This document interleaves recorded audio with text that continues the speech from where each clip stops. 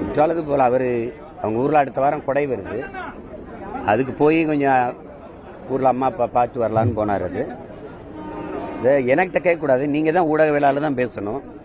கள்ளச்சாராயம் வித்தவன் 31 நாள்ல 133 கொலை நடந்திருக்கு. தம்பி ஆம்ஸ்டாங் படுகொலைக்கு பிறகுதான் அந்த கொலையை வெளியில் தெரியுது. ஒரு எல்லாராலும் அறியப்பட்ட தலைவர் சாகும்போது தான் உங்களுக்கு தெரியுது. 83 மரணம், அதுக்கு முன்னாடி 19 மரணம் மரக்காணத்தில். இங்க கள்ளக்குறிச்சியில் இத்தனை பேர் சாவு. இவ்வளவு பிரச்சனைக்கு அப்புறம் விக்கிரவாண்டியில நேற்று கள்ளச்சாராயம் குடிச்சு பல பேர் மருத்துவமனை. கேட்டா புதுச்சேரியிலிருந்து வந்துருச்சுங்கிறீங்க. வெக்கமா இல்ல உங்களுக்கு? அத்தனை இடத்துல சோதனை சாவடி போடுறீங்க. எங்க வண்டியெல்லாம் புதுச்சேரியிலிருந்து வரும்போது திறந்து பாக்குறாங்க. எப்படி சாராயம் வருது? கள்ளச்சாராயம் எப்படி வருது? உங்களுக்கு தெரியாம காத்துல பறந்து வந்துருதா? கடத்தி விற்கிறவங்களே நீங்க கொலைகாரர்கள் சாராய ஆலை அதிபர்கள் கையில் ஆட்சியை கொடுத்தீங்கன்னா சாராயத்தை எப்படி ஒழிப்பீங்க? கொலை எப்படி தடுப்பீங்க?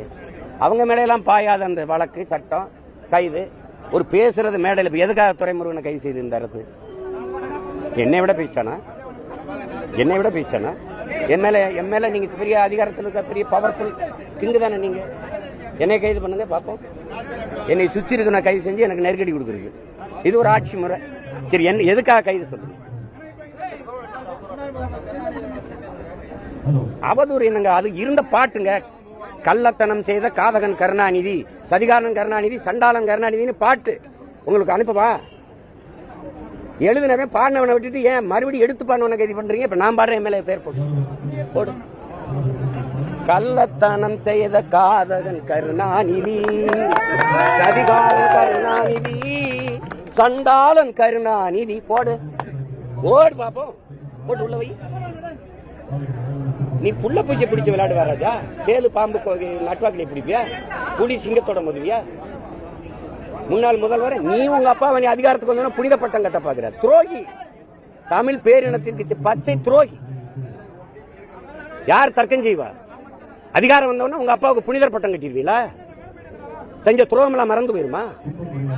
இந்த நாட்டில் தமிழர் இன வரலாற்றில், அரசியல் வரலாற்றில் தீய ஆட்சியின் தொடக்கம், தீய அரசியலின் தொடக்கம் ஐயா கருணாநிதி வந்து உட்கார்ந்த பிறகுதான். யாராவது மறுக்க முடியுமா? பேரறிஞர் அண்ணா வரைக்கும் இந்த அரசியல் வரலாறு எடுத்து பாருங்க. எவ்வளவு நாகரிகம், எவ்வளவு கண்ணியம். இவர் வந்த பிறகு நடந்ததை பாருங்க. அதுக்கு பிறகுதான் ஊழல், லஞ்சம், கொலை, கொள்ளை, அவதூறு பேச்சுகள், அநாகரிக அரசியல், சாராயம், இதெல்லாம் எப்ப வந்தது?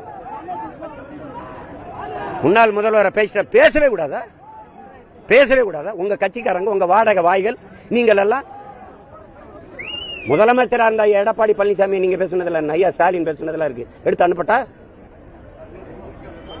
நீங்க பேசலாம், அது கருத்துரிமை. நாங்க பேசினா அது அவமதிக்கிறது. என்ன அப்படி உங்க அப்பா வந்து அப்படி இறை தூதர், இறை மகன் இயேசு சொல்லுங்க, பகவான் கிருஷ்ண பரமாத்மா என்னன்னு சொல்லுங்க.